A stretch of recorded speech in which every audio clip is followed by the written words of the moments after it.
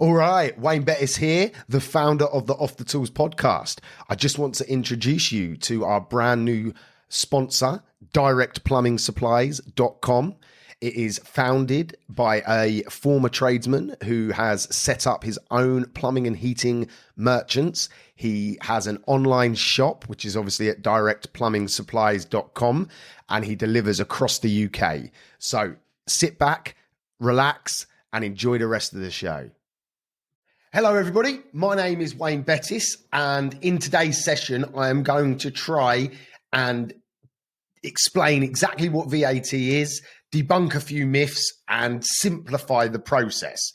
I would like to add, I'm not a qualified accountant, so what I'm sharing today is just my interpretation of VAT and the methods that I use to simplify it. Always seek professional advice from your accountant. Let's get started. I have got over 10 years experience running a non-VAT registered business and VAT registered businesses. So I have got a wealth of experience around this. So hopefully the information that I share today will hopefully ease some pains that you might have, answer some questions, and ultimately, give you the confidence to move forward and drive your business in the direction that you want it to go. I'm going to start off with a few facts about VAT. So the current VAT threshold is £85,000. That's your turnover, not your profit. Okay. So basically it means the sales income that comes into your business. If you exceed £85,000, then you must register for VAT. And that figure is based on a rolling 12 months. So it's not linked to your financial year. It's a 12-month rolling period, and that can catch some people out because they feel that they might be keeping under the VAT threshold, when in reality, if they looked at the 12-month rolling, they might be over. And there's penalties and fines, and it could cost you a fair bit of money if you're not aware of that. Most of us that are VAT registered will submit their returns quarterly. So that means every 3 months you have to compile the information and it gets sent and paid to HMRC as required. One thing that a lot of people don't know is that you can actually reclaim up to 4 years on previous purchases, not for like materials that you've used, but for things like tools, vans, any stock that you might have that you still hold. So that could actually be quite a nice little kickback that you get. So make sure you do need the receipts, and it needs to be qualifying purchases. So make sure you do a little bit of due diligence on that. But you could end up on your first return, end up getting a fair chunk of money come back into the business. And a random fact that I didn't know is that over £130 billion was collected last year, 1920. That is just an unbelievable amount of VAT revenue for the government. So it is a vital part of the UK economy. And I just thought I'd share that random fact. There is a lot of misconceptions when it comes to VAT. Okay. Some of these are that you will lose a lot of customers. Some is that you think that you're going to be 20% more expensive than everybody else around you. Some think that they're going to lose income by being VAT registered. And for a lot of people, they're just scared of the complications and the extra time that it's going to take to do it. I'm hoping that over the course of this little session that I'm going to debunk some of these and at least ease some of the pain points that you might have. So let's get started. I'm going to start off with good old Mrs. Smith. Do you know, we all know her Mrs. Smith. In this example that I'm sharing on the screen right now, this is for a non-VAT registered company. So it's very, very straightforward. You've got in one column, you've got your materials. In the other column, you've got your labor. And then you obviously have your total price that you invoice your customer, in this case, Mrs. Smith. So the materials are £1,200, which does actually include VAT. If you're not VAT registered, you're still paying VAT on the materials. So just to be clear, VAT is on everything that we buy pretty much. There are exemptions, but I'm not going to go into that. In our industry, the majority of the things that we buy are going to have VAT.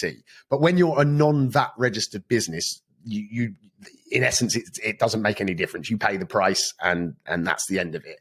Then you've got your 600 quid labor.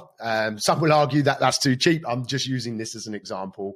It's not meant as a pricing discussion. But ultimately that gives us the grand total of £1,800 that Mrs. Smith will be billed and have to pay you guys. Okay. It's nice and straightforward. Everybody, when we start out, this is basically the model. You get your material costs, you get your labor, and you end up with the total price. Now I'm going to share with you for a VAT example. So if you're VAT registered, this one is more similar to the journey that you're going to take. So again, we start off with our materials. What you will notice though, is that I've labeled it as materials as £1,000 plus VAT. For me personally, this is how I price things. I price the materials excluding VAT, the labor excluding VAT, and then add the VAT to get me to the total price. It's a method that I just prefer to use. It works well for me, and it simplifies the process. So again, £1,000 plus VAT, £600 labor plus VAT equals £320 in VAT that is due to the HMRC, gives us a grand total of 1,920. As you can see, this isn't a 20% rise on your price. As you can see here, you were 1,800 on your total, and now you would be 1,920. Okay. And as you can see along the bottom, it says it's a 6.7% rise on this example, not a 20% rise. Okay. Because this is a very important message here, because a lot of people think that it makes them 20% more expensive across the board, and it doesn't. Okay. In this simple version, you're only less than 7% more expensive. All right. And I really want to emphasize that, because a lot of people think that it's 20%, which is a huge number, but it's not. Okay. I'm going to break this down a little bit further for you. Okay. So on this simple equation, you currently owe the HMRC £320 in VAT. But now you're VAT registered, you get to offset the VAT that you've paid on your materials, which is £200. So you actually only owe the VAT man £120. All right. So you've collected 320 in VAT. You've offset the 200 that is applicable on your materials. And now you're ended up with the figure at the bottom, which is £120. Okay. But because you're VAT registered, you can now offset that on lots of different things. So obviously your materials are the biggest VAT that you get to reclaim, but all your overheads, your marketing, your advertising, any other qualifying business expenses, vans and things like that. And that has to be factored in, because it basically means that your business is now going to cost roughly 20% less to run.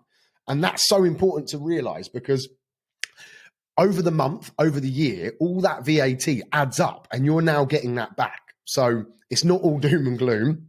It doesn't mean that you're out of pocket. In a lot of cases, you can actually make savings and move forward. So I know that was a very simple example. Okay. And I wanted to start with that purely to simplify, so you could hopefully understand the process involved. And I'm now going to share a bit more of a complicated example. Okay. So this is based on a 1 week of average trading. Yeah. Do you know, it might not be, it's not exact, but I've tried to sort of have a mixture of jobs in there. So I've included 3 boiler swaps, 10 services and 4 repairs. And as you can see, the top line is your VAT example, if you're VAT registered. So in this example, you've got 3,400 plus VAT of materials. You've got 2,775 plus VAT in labor, which means that you have a VAT collection of £1,235. And that gives a total price that you've invoiced out to the clients is 7,410. Now below is the non-VAT registered example. So you would have 3,400 plus VAT comes to 4,080. So you would have had a material cost of 4,080. The labor cost would have been 2,775, giving you a grand total of 6,855. Again, based on a bit more of a complicated example to try and emphasize the point. Now, on average, you're around 8% more expensive being VAT registered than you was being non-VAT registered. Nowhere near the 20% that so many people think they are. So please take that message that you're not going to be 20% more expensive, as you can see from this example, okay? And I'm going to break that down a little bit more, okay? So the VAT technically due that you've collected is £1,235. The VAT to offset based on the materials would be £680, but we can include our overheads and other costs. I've used an overhead of £600 a week, which gives us a VAT claim crawlback of £100. So from that £1,235 that you've collected, you've only technically owe HMRC £455. Okay, so you've collected £1,235, but you owe the VAT man £455 based on this 1 week example. Okay, so in summary, becoming VAT registered removes the glass ceiling in your business. What I mean by that is if you constantly try to stay below the VAT threshold, you're putting a ceiling, you're putting a fake ceiling on what your business and what you can achieve, because you're basically limiting your success. By becoming VAT registered, you're allowing your business to grow unrestricted. Yes, you're going to be slightly more expensive, but you're not going to be 20% more expensive. And the customers that you will lose because of the slight increase in cost, more than likely will be the ones that will hold you back. If they can't absorb a little bit of an extra cost for your personal and business growth, are they really the customers that are going to help you build a business that you want? And one of the most important things of being VAT registered is that it's actually going to make you a better business person, because it forces you to stay on top of the finances in your business and your accounts, because you have to check them and submit every 3 months. It means that you're more consciously aware of what's going on in your business. And thankfully, modern software like Xero, QuickBooks, Sage, Cashflow, they all make the system, make it work seamlessly and do all of the hard work for you. So it doesn't become time consuming. It doesn't become complicated. The systems that you can use will do majority of the hard work for you. So becoming VAT registered is just part of the journey of running a business. Do not let it hold you back. It's like growing up. As a adolescent child, you don't have much responsibilities, but eventually you're going to grow up into a man or a lady. And your business becoming VAT registered is an important growing up milestone, in my opinion. And it's something that you shouldn't be scared of. You've just got to embrace it. Yeah, you might have to learn a little bit. You might have to do a little bit of research on what more detail on VAT and improve your operations in your business so you can manage it. But that's a good thing, because that's growth, and growth is so important. Yeah, so that's pretty much it. It's a nice short video. Hopefully that's explained some of the questions that you've had. That is more complicated. There's more to it than this. There's flat rate schemes. There's the new VAT reverse scheme for the construction industry. These are subjects that are very vast and not the purpose of this video. But if people are interested in that, I'm happy to get an accountant on my podcast and do a show based around the VAT reversal scheme and the flat rate schemes, and basically hopefully give you guys a better understanding on the more technical sides of VAT. But everything that I've explained today is for the majority of us, what you need to know. It's nice and straightforward. Don't let it hold you back.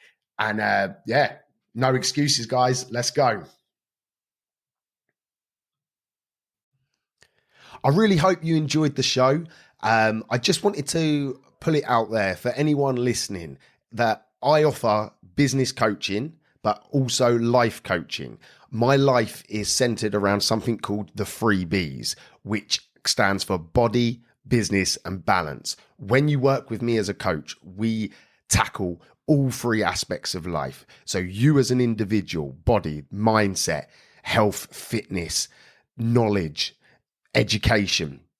Business B obviously stands for your business, improving, maximizing opportunities, elevating, making more money.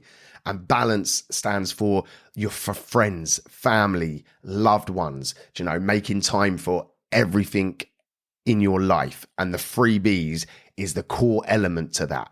If you'd like to learn more, I would ask you to reach out to me on Facebook, Instagram, TikTok, wherever you might be consuming my information. Or you can email me directly at wayne@offthetools.co.uk. I'm here waiting to assist you to elevate across all aspects of life. Have a good one. No excuses. Let's go.